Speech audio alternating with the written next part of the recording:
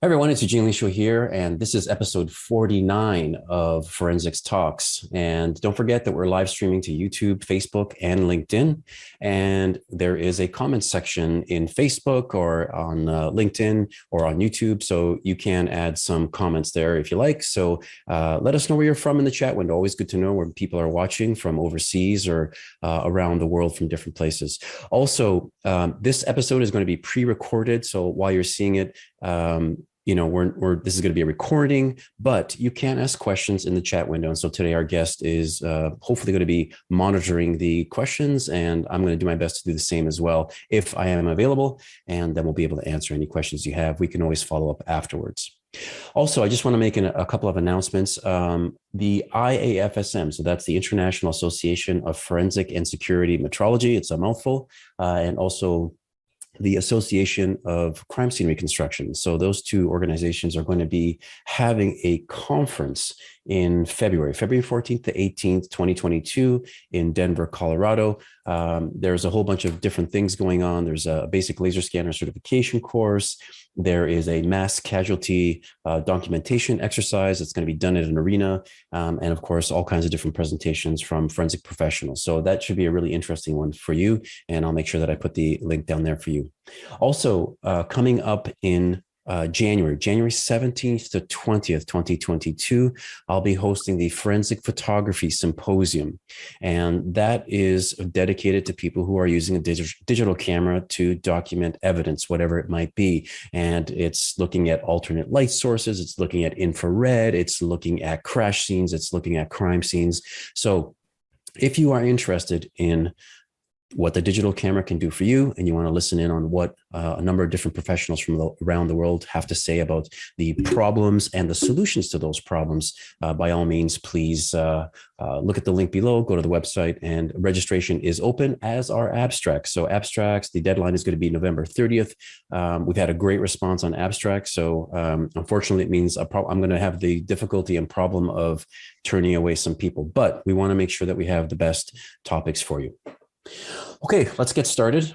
My guest today is Dr. Stephen Bleay, and he's a senior lecturer in forensic science in the School of Applied Sciences at London South Bank University.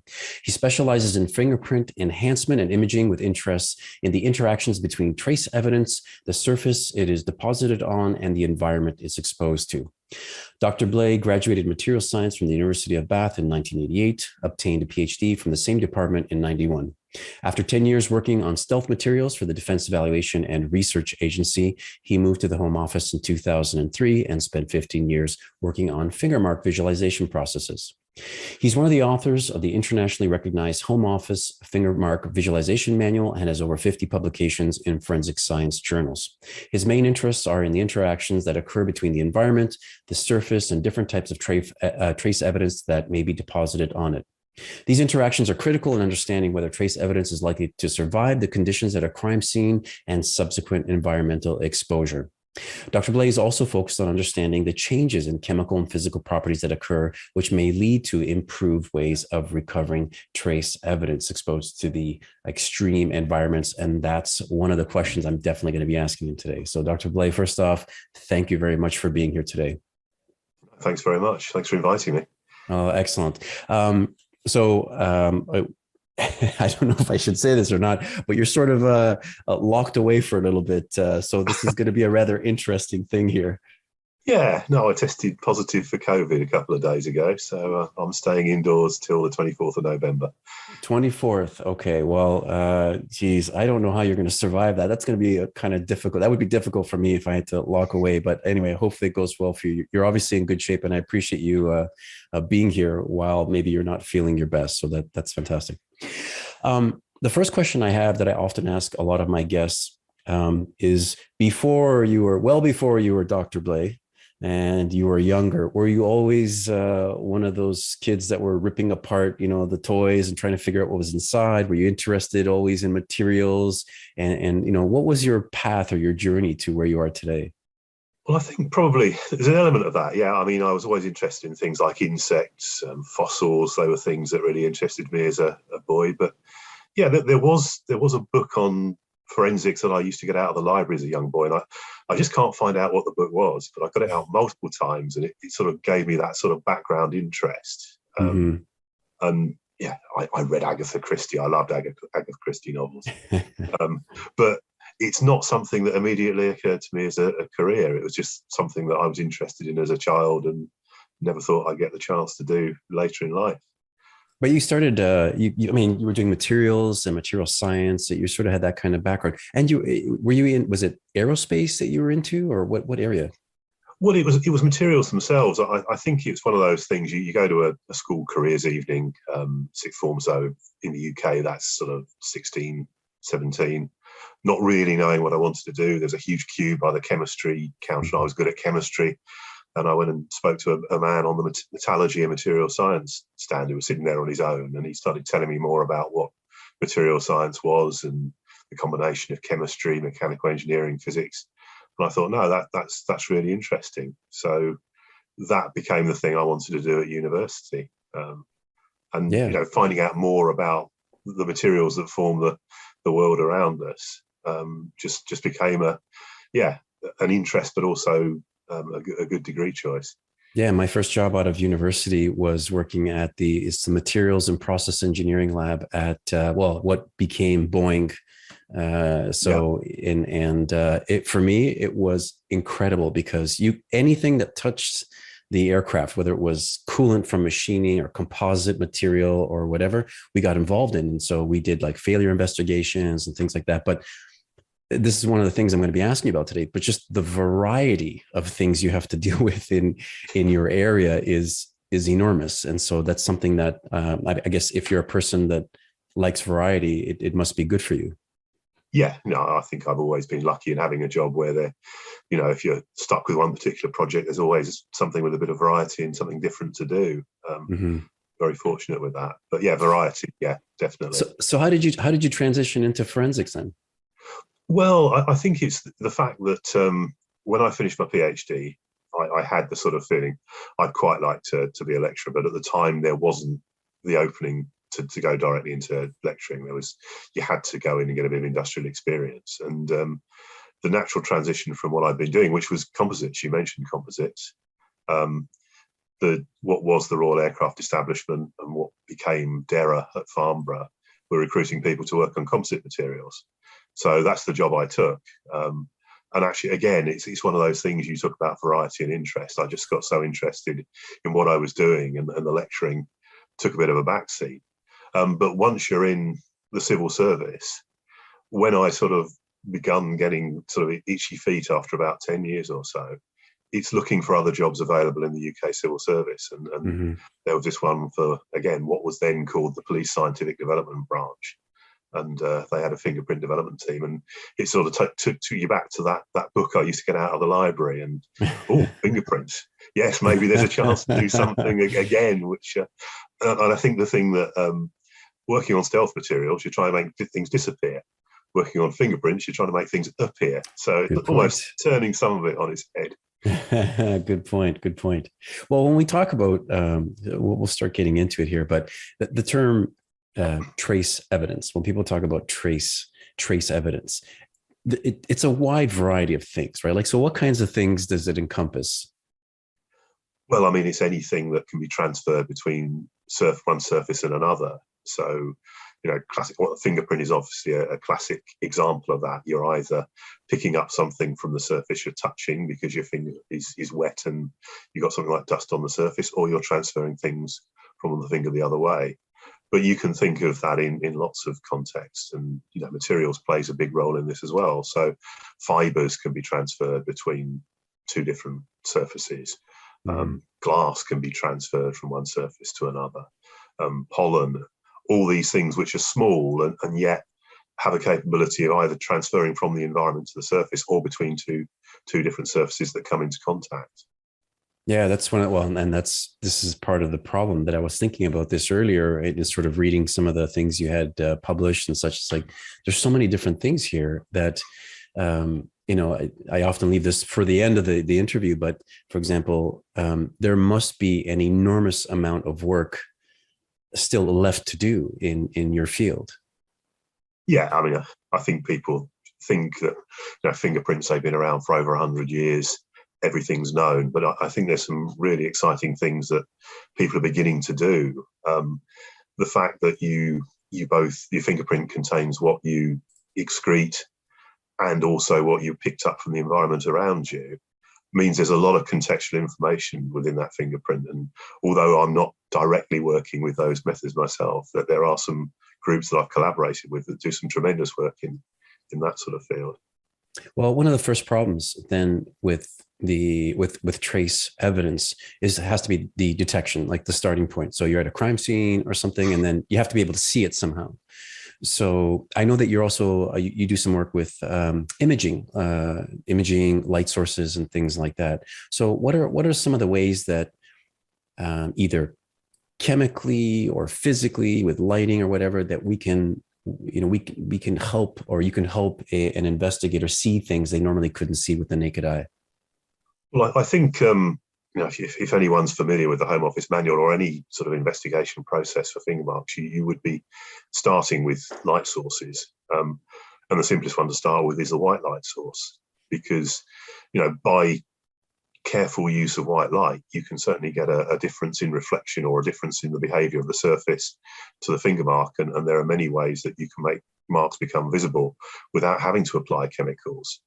Beyond that, you have the things that you're probably familiar with, the alternate light sources, the high intensity light sources, where something in the finger mark is fluorescing. Some natural constituents will fluoresce, but more often it's contaminants that people have picked up from what they've been handling. I think a picture we use in the manual is after I've eaten an orange, and you can see there's a lot of fluorescent material that you pick up from the oils from the orange skin. So things like that will fluoresce. But yeah, thinking outside the visible as well. So, increasingly shorter wavelengths like ultraviolet, you're picking up topography differences between the finger mark and a smooth surface. So you can detect things that you can't do with white light with the ultraviolet. And then you move on to the chemical developers. Well, let's talk about chemicals then. Like what kinds of things do people have in their, well, I guess there's two scenarios, because one is in the field and then one is in the lab, right? So why don't we separate them that way? If you are an investigator and you're in the field, what kinds of tools or what kinds of chemicals do you have at your disposal versus in the lab? Well, I mean, at a scene, the powders are still pretty good. I mean, to be honest, I think in the UK, probably 50% of the marks still come from powdering. And when you're attending a crime scene, the marks tend to be fairly fresh, and therefore most powders will tend to work quite well. You don't need to resort to chemicals. And that's simple physical adhesion. It's not really a chemical interaction that's going on there. It's just a case of choosing the right type of powder for the right type of surface, because some of them are better on smooth surfaces and some of them are better on textured. And we know there are different mechanisms of adhesion. So there's actually benefit in using one powder type after another, because something might not stick with aluminium, but if you go to a black granular powder or a magnetic powder after that, we know there are additional marks that potentially come up simply because the powder is sticking in a different way. Yeah. Okay. Now, when someone recovers some evidence and they bring it back to a lab, in that case, if it's, I guess, depending on what it is, if it's paper or if it's plastic or if it's metal or whatever, how does one, sort of figure out or decide what to use? Well, the first thing I think we tend to look at is whether the surface is porous or non-porous, whether the finger mark is likely to still be sitting on the surface with all most of the chemicals that were originally deposited still there, or whether it's begun to diffuse down into the matrix itself. For example, paper is a very good example of a porous surface, and the finger mark will sink down into it. A glass is a very good example of a non-porous surface, where the finger mark will still be sitting on top of it, and there's no real chemical interaction between the two. So if it's a case of a porous surface, you can target it with chemicals which are going to soak it and enable the chemicals to penetrate and interact with the fingerprint that's sunk down into the paper. And if it's a non-porous surface, there tend to be a different range of processes which are more to do with selective deposition, or in the case of things like super glue fuming or cyanoacrylate fuming, you're getting polymers to grow on the fingermark ridges simply because of the chemicals that are present. Okay. So in the case of fingers or human skin or whatever, like you said, there could be a combination of things. So for example, you're transferring something, like you said, from an orange or from a different whatever the other object or oil or chemical might be. But then with respect to humans, is it like an acid? Is it an oil? Like what is sort of is there a very good understanding of what is being secreted out of the human hand or skin? Yeah, I think there's a good understanding of what the typical chemicals are, and I think there's probably less of an understanding of how that varies with diet and so on, and it certainly varies between individual. But the only sweat glands that you have on the palms of your hand and your fingertips, soles of the feet, are eccrine sweat glands. So that's primarily water-based, with salts, with amino acids, with other water-soluble materials. But that's not going to be the only thing that's on your fingers, because we do touch our face, we run our fingers through our hair, and we're picking up sebaceous sebum or sebaceous sweat, and that's much more sort of high in fats and cholesterol, things like squalene. So it's a very different chemical composition. Mm-hmm. In addition to that, you have the things that you're excreting that you metabolize. So you will have things associated with the medication you take. If there's any drugs you're on, we increasingly see things, or some of the people I've collaborated with see things like taurine coming through from Red Bull or energy drinks. So Really? Things that are not naturally occurring, but also begin to appear in the sweat. And then you've got the things that you're handling. So cosmetics or takeaway food or, hair gel, whatever, or hand sanitizer, things you're applying to the outside of your hand. So what you put down can have combinations of all those things in there. Yeah, for sure. So in terms of one thing I wanted to ask you about was vacuum metal deposition as well, and I wanted to know about sort of what is the basic process there, and where does it really help? Vacuum metal deposition is one of my favorite processes because it's the first one I used when I joined the Home Office. Okay. I describe it a bit like the analogy I draw is if you breathe on a mirror in your bathroom and you see the sort of greasy smears on the mirror begin to develop, that's because the water droplets are condensing on the mirror at a different spacing and a different size, depending on what chemicals are present on the surface. Mm. Vacuum metal deposition is doing exactly that, but it's doing it in a vacuum, and you're evaporating metal rather than water vapor. So you're depositing very small clusters of metal particles. And in the first instance, it's gold, but you're hardly putting down any gold. You always put down gold as a primer layer. It gives you a difference in the gold cluster distribution and size between the fingerprint and the background. But to make that visible, you then go on and deposit a second metal, which is zinc. And zinc will really bring out the differences. It will deposit where it finds a lot of gold on the surface. It won't deposit where it doesn't find much gold on the surface. So that really sort of emphasizes the difference. Yeah, for sure. And things like cartridge cases, things like guns or things like that. Has there been much success with VMD on those types of things? I think as much as any other technique, I think they're still low. I think one thing there probably needs to be a fundamental study of is how much are we actually leaving on those types of exhibit when we're depositing marks in the first place. Mm-hmm. VMD is not a bad process. I think super glue as well, cyanide plate fuming, is probably one of the other better ones. The other process I've worked with, obviously the Foster and Freeman recover process, that's another candidate for these types of scenario. But they're all working in different ways, and they're all working on something which, as you say in the title of this, are exposed to extreme environments. You've got high temperature, you've got abrasion, you've got residues from the gunshot being left on the surface. So you're never going to get something which is going to be a 50% success rate, but anything that's sort of boosting what you do get by a few percent is going to be a benefit. Yeah. Well, I want to ask you about, because you mentioned some things already, like, temperatures, and this, I really want to get into sort of what are some of the more difficult environmental conditions, and what are some of the situations where you're like, geez, like this normally would be really easy, but now it's, this is becoming a real struggle. So I realize it's a general question, but what kinds of things, whether it be temperature or humidity or whatever, start to cause problems for, let's just discuss fingerprints for the moment. Well, I think all of them, in a way, they all have their different problems. In the case of high humidity or moisture, you're rehumidifying the fingerprint, which for some processes is not a bad thing. But if that gets too high, the water-soluble constituents will begin to diffuse. They'll be redissolved, they'll be redistributed, and you'll no longer be able to see the distinct ridges of the fingerprint.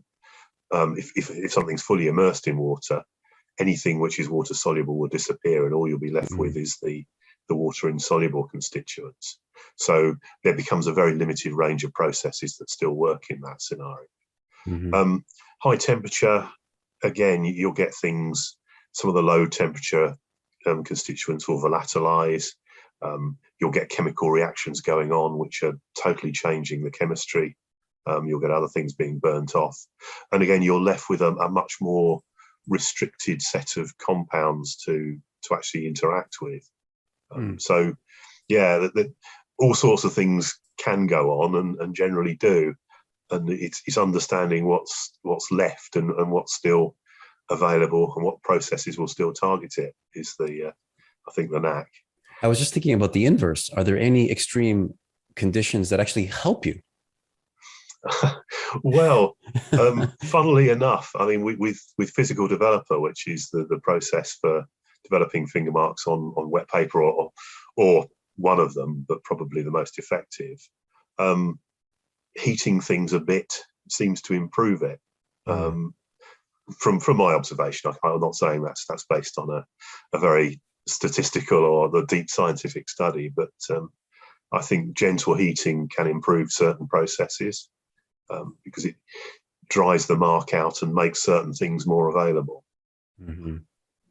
And what about surfaces, like different? Obviously, there's obviously the type of thing that's being transferred, and then there's the type of surfaces. So, marble, wood, metal, plastic, all these different things. Are there banknotes now? Polymer, like it's no longer paper like before. So, are some of these proving to be easier in some cases? Does the substrate have a big influence? It does, yeah, definitely. I mean, if you put your finger mark across two different polythene bags, you'd probably get different development on both of them. So the additives, the surface treatment, the actual chain length of the polymer, they all seem to affect the way that development occurs. But your point about polymer banknotes is a very good one. I think while I've been working in this field, country after country has had to do their own validation study of which processes will now work on their polymer banknotes, because they're not all made in exactly the same way. So, back in 2003, I remember the Australians presenting to us about their polymer banknotes. I remember your Canadian colleagues from the RCMP presenting on their approach to polymer banknotes, and we had to do exactly the same in the UK when we went over to them. But I think there are methods that you can use, but none of them are as quick and easy as what they used to do on paper. So it's not that you're getting less marks; it's you're having to work a bit harder for them. And I think the other interesting one at the moment is the compostable bags. So. They're probably, certainly some of them have an element of porosity to them. So there are some that process just the same as a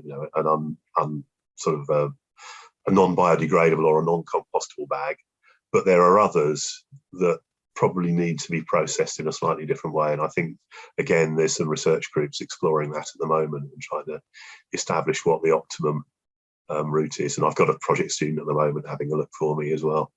Well, I think you did a study in 2016 on the influence of materials on fingermark enhancement, and in there you also mentioned recycled plastic. So what's the significance of that?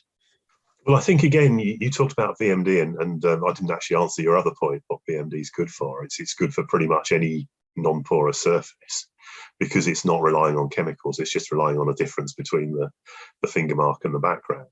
And I think, the Home Office used to recommend it as this is by far the best technique for plastic bags, plastic packaging material. And it was, until the recycled content started going up. And we think it's probably because of the additives you had to put into the recycled bag to get it to sort of blend together.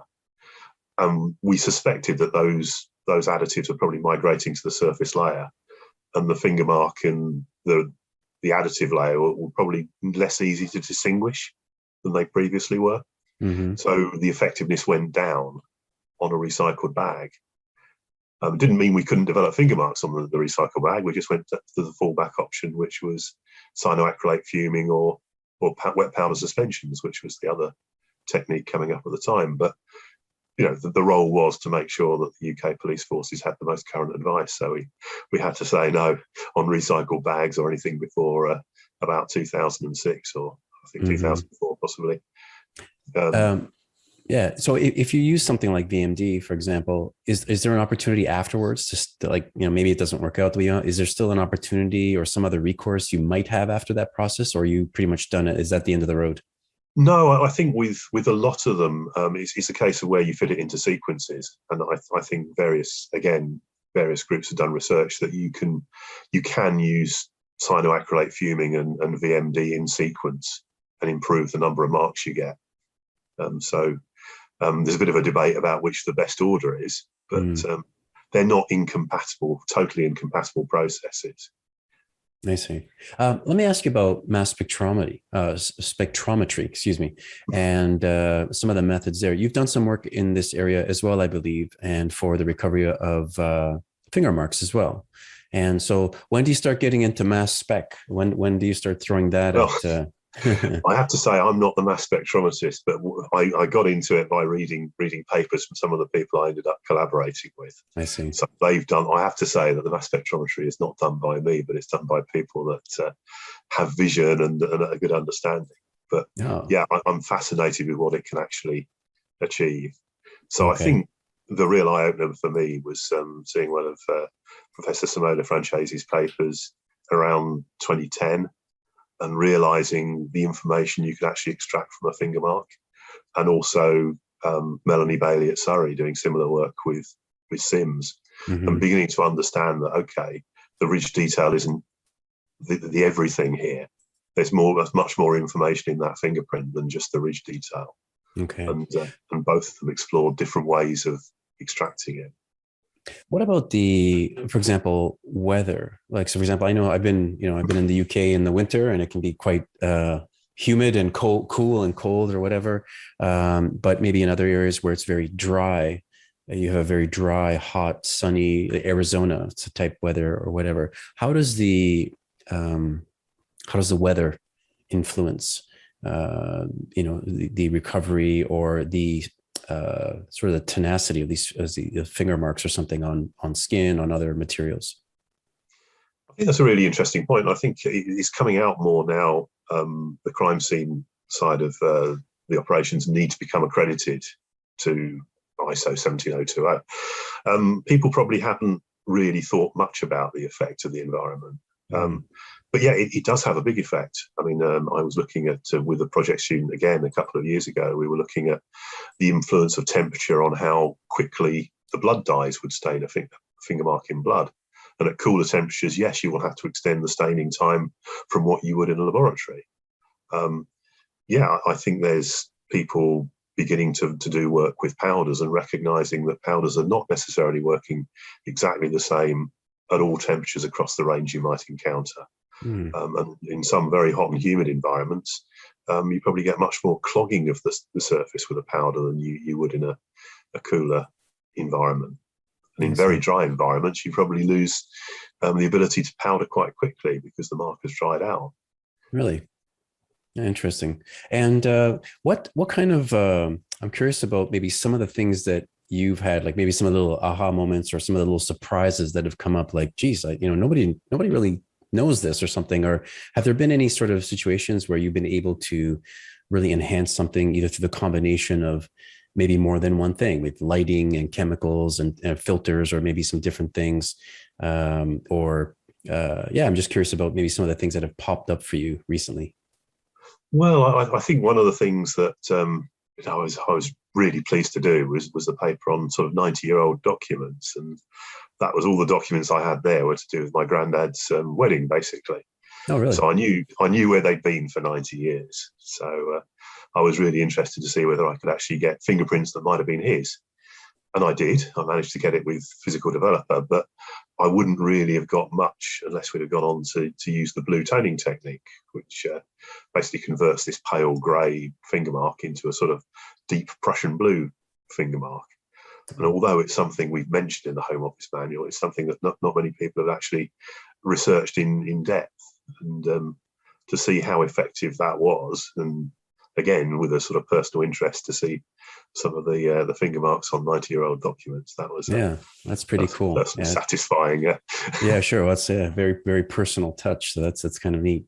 In terms of the analysis part and reporting and sort of like the visualization, when you have these things, do you do anything afterwards? Like, so for example, obviously once you develop, you've got a small mark or something that pops up, and then you want to be able to photograph it. Now, do some of these require different photographic methods? Definitely, yes. And I think, again, that's something which has become far more available now. You have live view digital cameras. So you're able to see what things look like in the ultraviolet and the infrared.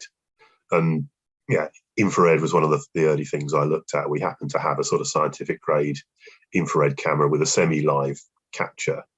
And I remember looking at quite a few of the fingerprint development processes with infrared and thinking, well, okay, yeah, we can drop out quite a lot of the backgrounds here, and we can still see finger marks develop using vacuum metal deposition and powders, wet powder suspensions, and Physical Developer. Mm-hmm. And that was a big plus. And the other thing that I think we followed up on some Australian research, we bought a multispectral imaging system, and being able to separate things out by their characteristic reflectivity spectrum. So even if you have, for example, an anhydrine mark on the old British or the Bank of England £20 note, which was purple on purple, you could use multispectral imaging to separate out the difference in spectrum between the purple of the printing ink and the purple of an anhydrine mark. And that was quite effective. And yeah, it's one of those wow moments that you were talking about just now. Yeah. And I know some of the police forces have used it operationally in that way, which is nice. Have you had people, for example, like even is like software now, where they, subtracting backgrounds, and I know in Photoshop or things like that, people are doing some of that work as well? Yeah, I mean that's obviously something that the suppliers of specialist imaging equipment are actively pursuing, and it's become a lot easier. You have specialists in that type of method applying it as an easy to use tool, whereas previously you'd possibly be sending it off to a lab, and somebody who knew a very specialized bit of software would be the one person that could do it for you. So I think the advances in technology and the knowledge make all this far more accessible than it ever was. Yeah. Do you find that oftentimes, whether it's the imaging or whether it's recording or the developing of something, that there's still a sense, I still get the sense, at least sometimes when I see that there's some trial and error involved. And is that sort of the case? I think so. I think there is still the opportunity to, not have a play. You wouldn't do that on casework, but I think trying to understand what you're dealing with before. So if you encounter something that you haven't before, trying to get something which is very similar and try that approach out, and maybe tweak your standard approaches to see what give you better results. Obviously, quality standards makes that a bit more difficult. But yeah, I think we don't know it all. Nobody knows it all. And there will always be these situations which are not accounted for by the state of current knowledge, and you always need to do a bit of experimentation before you try that. Yeah, well, I just from my own experience, and this is not my area, so but like for example, working with different types of filters or different types of lighting and stuff. Sometimes it's like you try this and then grab the next filter out and say, "Oh, that's better," and Yeah. it's a little bit of playing around and then seeing what you get. But can you comment? And again, without giving away any secrets, but are you able to talk about maybe some of what are some of the research things you are working on right now that maybe you can discuss? Well, I mean, there's nothing really that's that sensitive, but I think that the main interest I have at the moment is the corrosive substances side of things. So the type of corrosive substance which are used in attacks on people. Mm, Um, and it's an understanding, well, we're trying to develop an understanding at the moment of, well, if you recover containers that have been used in such attacks, have we lost all the forensic evidence? Does things like a strong acid and a strong alkali actually destroy the fingermark ridge detail? And we find no. Again, the processes that we've already discussed, so vacuum metal deposition, seems to be very effective in, certainly with acids, still recovering finger marks. Less so okay. with alcohol, but it's still not totally destructive. What kind of acids are we talking about? Well, we've tried at the moment hydrochloric and sulfuric, so things which are probably more commonly encountered and used in this type of attack. So things which are more accessible through things like battery acid Mm, or in terms of cleaning products, aggressive cleaning products. And again, things like sodium hydroxide, because again, that's used as things like drain cleaners in a fairly concentrated form. But yeah, looking at some of the data about what people tend to use and targeting those ones initially. I see. And what about for the future? What kinds of things are you looking at to move on? I mean, do you want to continue on the corrosive side, or are there other areas? I don't know that you're currently in, because I know you like imaging as well. So I'm just curious if there's just other things you're working on there. Yeah, I mean, again, it comes down to the fact that of facilities I have and facilities with people I'd like to collaborate with. But yeah, I mean, certainly the mass spectrometry side with collaborators, with me bringing the knowledge of finger marks in conventional recovery processes and then looking at this additional contextual information that you can get from finger marks. I think beyond corrosive substances, there are other fairly unexplored environments that you still encounter in a niche context that there is a lack of knowledge about. So we've all been sort of sanitizing, we've all been applying sort of decontamination things to surfaces. What does that do? I know there's some knowledge out there, but yeah, it's useful to sort of build on that. Yeah. I'm going to, what I'll do is I'll put a link down to some of the papers. There's a link through the open research link there. So I'm going to put that there so people can have a look at some of the papers that you've done. But I want to ask you about the visualization manual that you did at the home office fingermark visualization manual. How did you get involved with that? And what was the who asked you to work on it, or what was the need there? Well, basically, it's by working in that group at the Home Office. It was a vision of my first manager when I worked there, Terry Kent, and he had developed the first manual for the UK in 1986. And essentially, that research group inherited the job of refreshing it every so often. And when I joined in 2003, I think it had just been updated in 1998. And we recognised that actually the next one was not going to be a sort of a ring binder in a manual with sort of white clean pages. This had to be a sort of much more digital age thing. So again, essentially, my manager then, Val Bowman, and my colleagues, we set out to try and create the new version of it. And that was our role for about 2 years, fairly solid, trying to gather all the bits of information we had on all the processes and get the links to work between them. Wow, But fantastic. very, very rewarding when it was finally done.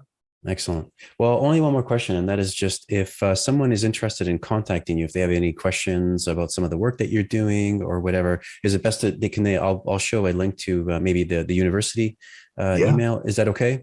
Yeah. Okay. absolutely. No, very happy to take any questions for anyone who wants to follow up. Excellent. Well, look, Stephen, thank you so much for being here today. I really appreciate your time, and hope you get better quick. It looks like you're doing okay for me, but I don't know. Hopefully, you're not suffering too bad over there. No, no, no. Excellent. Well, really appreciate your time. Thank you very, very much. Thanks, Eugene. All right. Bye-bye. Okay, everyone. Well, that does it for this episode of Forensics Talks. Don't forget that the IAFSM conference is coming up. I'll put a link to that, and also the Forensic Photography Symposium, January 17th to 20th. Registration is open. The abstracts submission is open. Deadline is November 30th. On that note, hope to see you next week. Thanks, everyone, and take care. Bye-bye.